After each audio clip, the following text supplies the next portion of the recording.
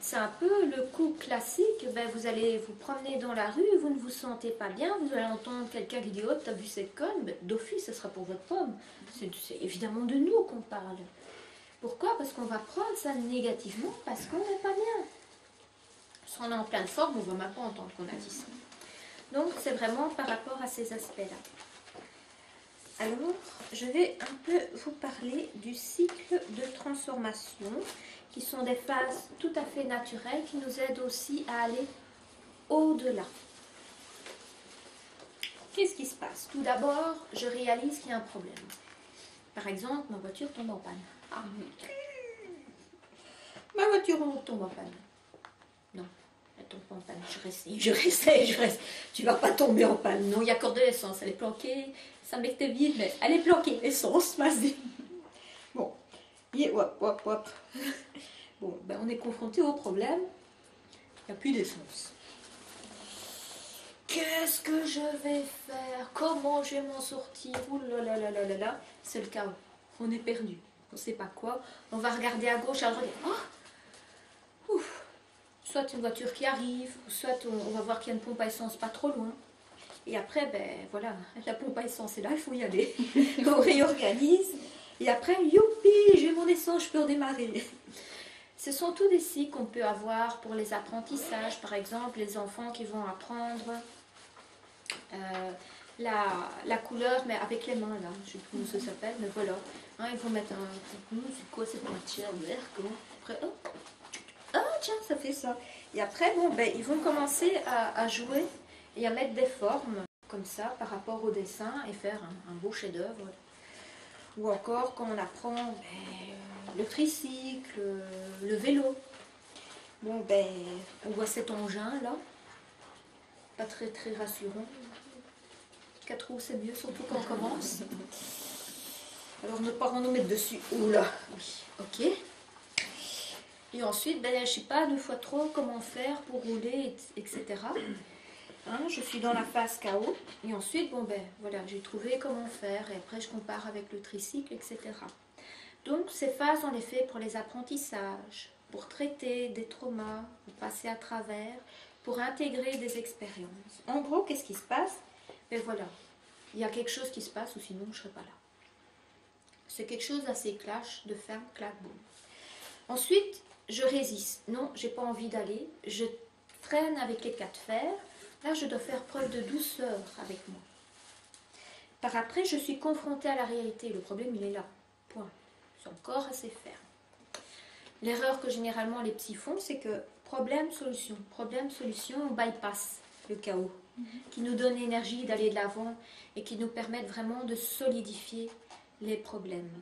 Et donc, ben, voilà. Parfois ça passe, parfois ça casse. Hein. C'est un peu une emplate sur une jambe de bois, mais ça dépend de comment la personne peut intégrer.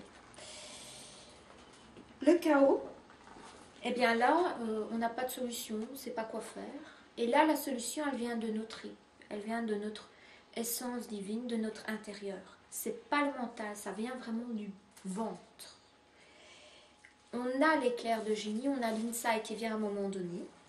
Et ensuite, il suffit d'être ferme là, avec soi, plus dans la douceur, mais plus dans la fermeté, pour mettre en pratique ce qu'on sait qu'on doit mettre en pratique. Et ensuite, on célèbre.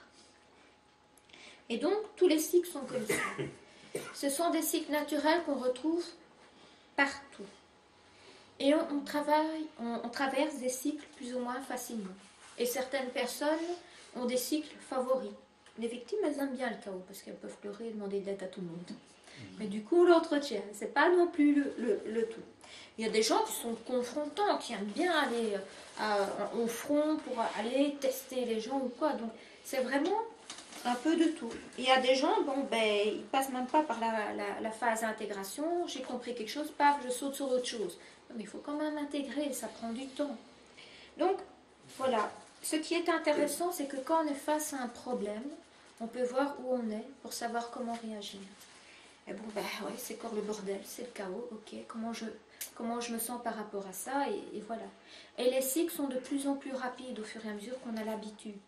Mais c'est comme des plures d'oignons, on va toujours un cran plus bas un cran plus bas, un cran plus bas. Et bon, ben après on a les petites miettes, ou alors on a simplement la vérification qu'on sait.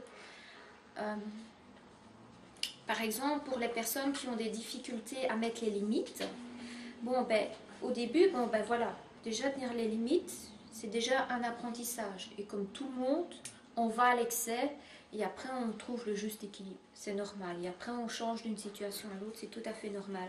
Mais c'est déjà un fameux effort d'aller mettre les limites. Et ensuite, bon, on arrive à les tenir, donc c'est ok pour les limites. Mais après, les gens viennent tester, elles se disent merde, j'arrive pas à mettre les limites. Non, c'est un autre cycle, désolé. C'est un autre cycle d'apprentissage où simplement les gens testent pour vérifier. Mais toi, tes limites, elles sont bien mises. C'est simplement cet aspect-là. Je revois une personne qui travaillait par rapport aux limites et qui a bien travaillé une année pour pouvoir les mettre. Et après, ben voilà, elle avait appris à mettre les limites par rapport à son conjoint qui lui demandait tout le temps d'aller chercher ses bouteilles d'alcool et qu'elle ne voulait plus. Manque de peau. Ben, son conjoint, ça va plus du tout. A trop poussé la bouteille. Bon, il est en fin de vie. Donc elle qui a bataillé et travaillé sur elle pendant un an pour savoir mettre cette limite et dire non, qu'est-ce qui arrive? Elle est en conflit intérieur parce qu'elle a envie de dire oui. Mais comme c'est un nouvel apprentissage, elle a du mal. Et le tout, c'est de voir, oui, mais tu es dans un autre endroit. Avant, tu ne savais pas, la situation était ça. Maintenant, tu es là, la situation est autre. Et tu vois ça sous un autre éclairage. Et donc, bon, ben, le changement est, et c'est là qu'on apprend la fluidité avec les limites. Même au bout de la journée, d'une personne à l'autre, ça bouge tout le temps. Mais le tout, c'est d'être au clair. Et lorsqu'il y a intrusion avec les chakras et que donc ça passe d'un chakra, par exemple, pour aller à un autre chakra, bon, ici on voit bien, par exemple que ça rentre du plexus solaire pour aller dans le deuxième chakra, puis ou quoi, bon, ben c'est vrai, on apprend au chakra à dire non, tout simplement. Le juste non. Pas non, pas. Mais non. Point barre. C'est vraiment le non, je ne vais pas dans l'attaque, je ne vais pas dans la fuite. Et une fois que le chakra a pris ça, c'est fini. Il ne laisse plus rien passer. Parce qu'il n'y a rien qui peut traverser un chakra. Sauf si on donne permission. Donc, voilà. Est-ce que... Déjà, est-ce qu'il y a des petites questions avant que je ne fasse la méditation? On pourra encore en discuter après, mais... Voilà. Est-ce que je vous ai tous endormis entre deux chakras peut influencer nos émotions? Donc, répète, je sais pas. S'il y a un conflit entre deux chakras, ça influence nos émotions aussi. Parce que moi, actuellement, les exercices que je pratique, oui. Au départ, quand je pratiquais, ça me transperçait le cœur, vraiment ici. Puis ça chauffait. Oui. Et par exemple, au Tanchan, ça faisait l'inverse, mais dans le dos. Ok. Alors, vraiment, au niveau... ça faisait vraiment mal, quoi. C'est voir la différence là entre la dimension du hara et les chakras. C'est deux fréquences vibratoires. Donc tu peux les sentir, et c'est tout à fait normal de les sentir en même temps.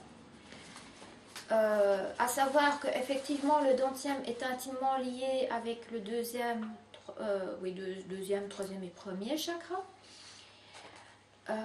Là, je dirais effectivement que c'est un problème qui est lié à ces deux chakras-là, mais ça ne vient... Je ne suis pas sûre que ça vienne du...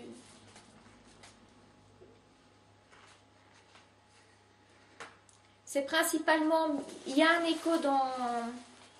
Il y a un écho au niveau du siège de l'âme, mais c'est principalement une... Oui. C'est plus comme un trou que tu as dans le vortex de ton deuxième chakra, en fait. De ton chakra du cœur, en fait. Je vois vraiment comme s'il y a un trou là. C'est même pas corrodé, c'est vraiment... Non, c'est vraiment comme un trou. Et c'est lié avec ces deux chakras là. Alors oui, parfois, c'est pas nécessaire, c'est pas systémique, mais il peut arriver que ce soit à deux endroits différents en même temps. Ça peut arriver. Parce que les chakras travaillent tous ensemble. Et c'est vraiment, à la limite, tu peux les considérer comme ta famille intérieure. Et c'est chacun qui joue les uns avec les autres. Bon, parfois, quand je fais une méditation, ben voilà, allez, on passe, on va dire bonjour à l'autre chakra et on est parti. Et on voit tous les liens et la manière dont un chakra rentre en lien avec un autre chakra. Donc, oui, par rapport à ça, oui. Okay.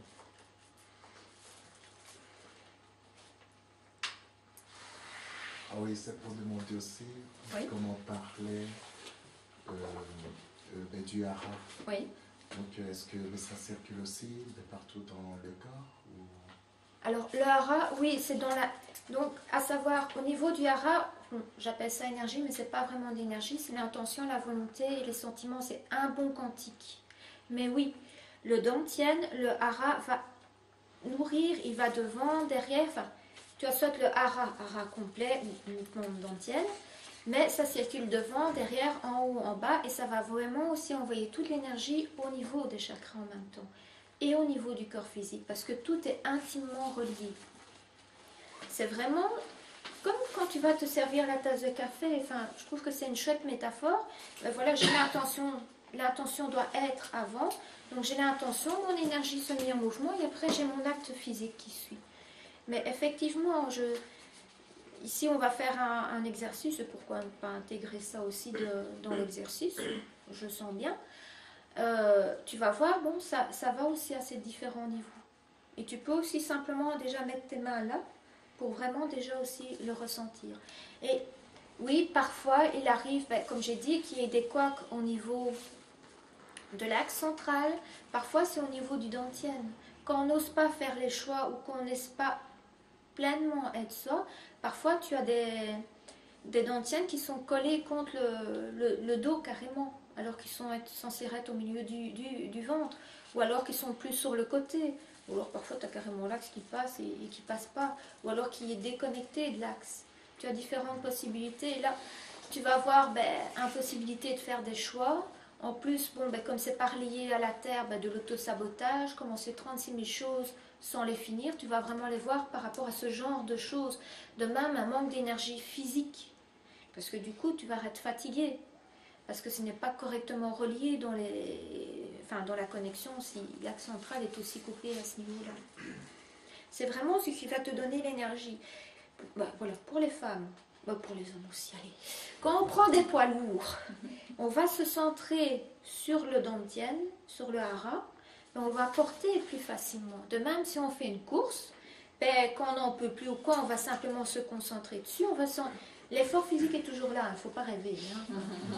Non, vous n'allez pas souffler des poids haltères ou quoi, mais vous allez sentir que vous êtes poussé, même si vous allez en même temps sentir l'effort physique. Bon, je ne parle pas de baguette magique, il ne faut pas rêver. Lévitation, je ne connais pas.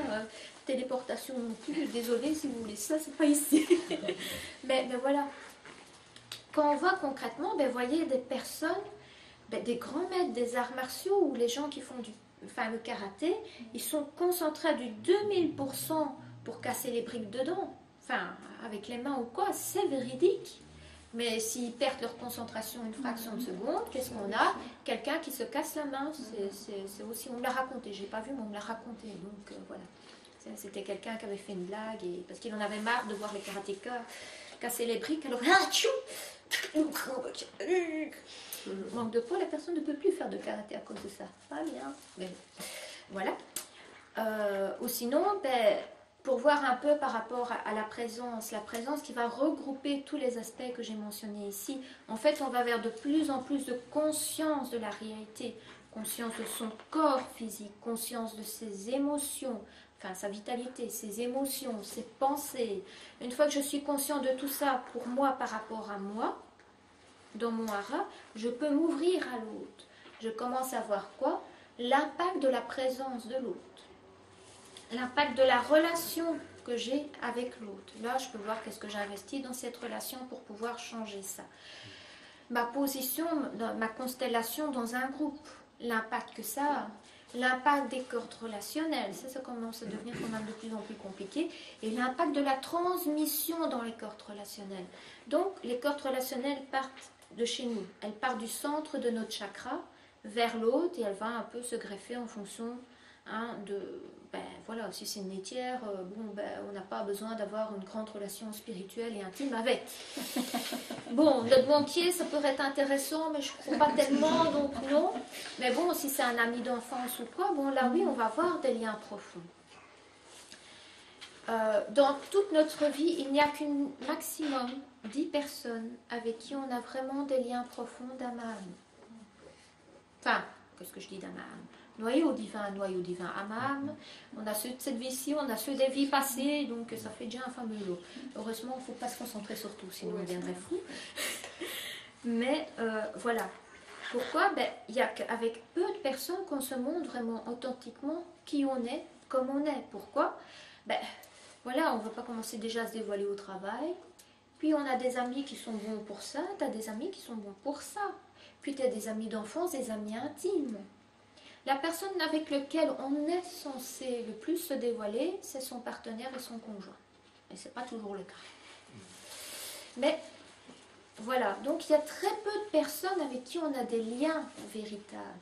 Et pour en revenir aux liens, quand est-ce qu'on remarque qu'il y a un couac dans les liens? C'est souvent quand c'est cassé, qu'il n'y a plus de transmission. Il n'y a rien de plus douloureux.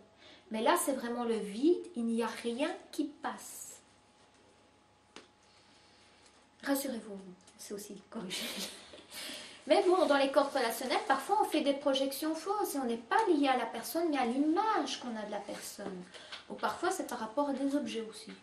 Ou parfois c'est dans le vide, j'ai envie de trouver quelqu'un, tu as les cordes là dans tous les sens, là, et tu gaspilles beaucoup d'énergie parce que en fait, les gens quand ils voient une espèce, je sais pas moi, l'image que j'ai pour le moment, c'est un peu comme des tentacules. Tu vois ça, voilà, tu t'en fouilles, t'as pas deux fois trop envie. Mais voilà. Mais donc, pour arriver à cette pleine conscience, c'est effectivement d'Antienne le hara. Et ensuite, on voit comment on se sent soi par rapport à ça. Et après, on s'ouvre à la perception que l'on peut avoir du monde, qui devient de plus en plus grande. Donc maintenant, je vais tous vous effrayer. Qui dit plus de conscience, dit généralement plus de nettoyage sur soi, notamment énergétique, qui dit plus de responsabilité. Vous devenez tous alors responsables de vos pensées, de vos émotions, de vos sentiments. Ça ne veut pas dire qu'on n'est pas obligé, interdit de péter un câble par moment. Non, ça veut simplement dire que ok, je crée de plus en plus ma responsabilité. Parce que quand mes chakras ils vont dans tous les sens, je suis un peu du n'importe quoi. Donc si je fais des conneries, ça va, ça se voit pas trop vite. Ou je remarque 5 ans après, j'ai déjà oublié ce que j'avais fait. Donc, voilà. Mais plus je me nettoie, plus les choses arrivent de plus en plus vite. Et donc, de plus en plus, nous avons l'impact sur la réalité de ce que nous faisons. Et contrairement à toutes les croyances, c'est pas parce que je me rapproche de Dieu, du divin, ou que je travaille sur moi, que ma vie est plus simple. Que du contraire, c'est de plus en plus un bordel. C'est de plus en plus, je dois être responsable. Le peu que je ne vais pas être alignée, il va se passer quelque chose. Je vais tomber malade, je vais avoir une mauvaise nouvelle, je vais me faire agresser par quelqu'un, et là je vais pouvoir me rappeler.